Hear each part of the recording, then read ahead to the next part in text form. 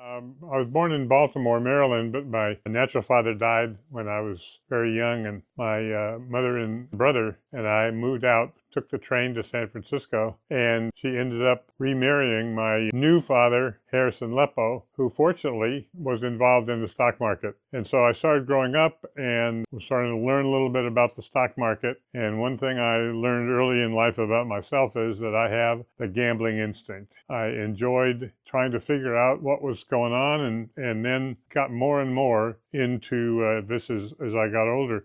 I guess the next probably important thing was during a summer, I'm going to say 15, 16, I took a course in accounting for stocks, financial accounting. And so I was able to more or less read a balance sheet for an annual report and things like that. So I started investing when I got to college, very limited. And then when I got to business school, the same sort of thing. And my record as an initial investor was pretty pathetic. Out of school, I went to work for a mutual fund. This would have been in 1969 down in Los Angeles, a very good firm, Capital Research. And little by little, I started, at least at first, not to make money, but to figure out new ways of losing money. And after about 3 or 4 years of this, I had a sudden insight. And that was that if I wanted to really make money in my own account, and by the way, when I started at Capital Research out of school, I had liquid assets of $500. But I also had a car, and fortunately my parents had paid for my education, so I didn't have any debt. So in the year of 1972, which was a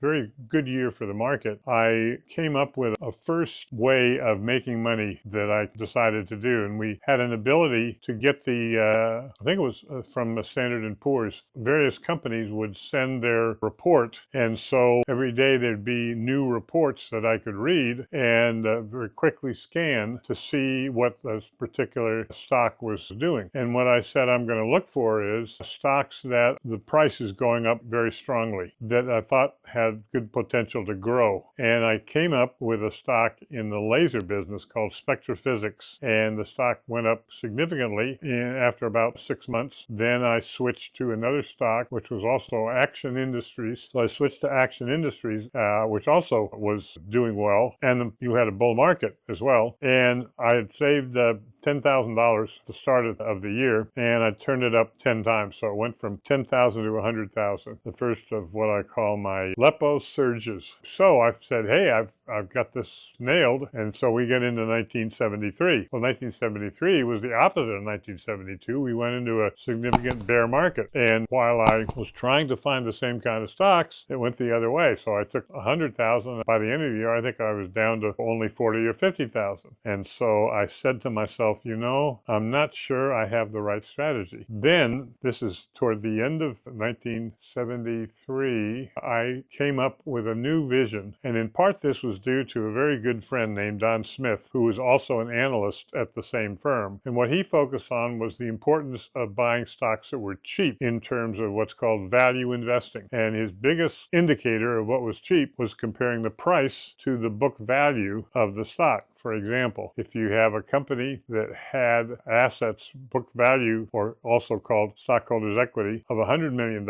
and the stock was selling at $500 million, not cheap, you would say, okay, the price to book on that stock is 5, which is very high. On the other hand, if you have another company that also has $100 million in stockholders' equity, and this stock is selling at $75 million, discount, that was a big deal to Don Smith, and ever since has become a very big deal to me. On the other hand, I like the idea of something growing potentially very quickly. So I came up with a new strategy that I talk about in my book.